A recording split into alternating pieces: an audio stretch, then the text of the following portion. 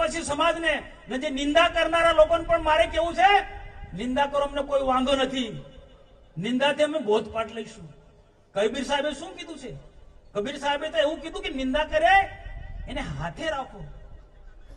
નિંદક નીરે રાખે આંગન કુટી સમાય, બિન પાણી બિન સાબુન મલમલ કાયા ધોઈ. પણ ટીકા ટિપ્પણી મર્યાદા હોય ભાઈ, ટીકા ટિપ્પણી એ પણ મર્યાદા હોય. ઠીક છે કે નાની મોટી ક્ષતિ હશે, તો સમયની સાથે એક ક્ષતિ પણ દૂર હશે. ધ્યાન દોરો, યોગ્ય રીતના સરકારને ધ્યાન દોરો. દેશના પ્રધાનમંત્રી નરેન્દ્ર મોદી આવ્યા, મારે કેવું નતું, પણ જવાબ ચૈતરભાઈ છેડે એટલે જવાબ આપવો પડે.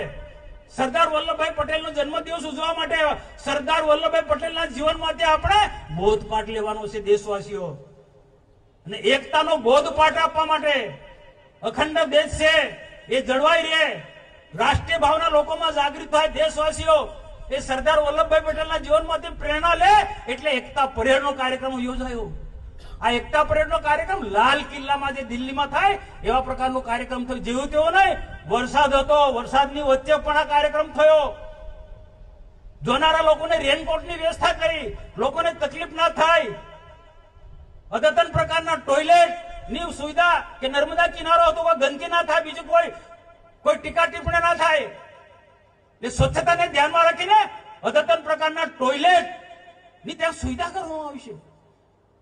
દૂર દૂરથી અલગ અલગ પ્રાંતમાંથી, રાજ્યમાંથી, કર્ણાટક, આંધ્રપ્રદેશ થી માંડી, ઓરિસ્સા થી માંડીને, છત્તીસગઢ થી માંડીને, રાજસ્થાન, મધ્યપ્રદેશ, મહારાષ્ટ્રથી અલગ અલગ અલગ આખા દેશના અલગ અલગ રાજ્યોમાંથી લોકો આવ્યા હતા. અલગ અલગ કૃત્યો લઈને આવ્યા હતા. મિલિટરીના જવાન આવ્યા હતા, પોલીસના જવાન આવ્યા. એની પરેડ તમે જુઓ, એકતા પરેડ આખા દેશે નોંધ લીધી છે.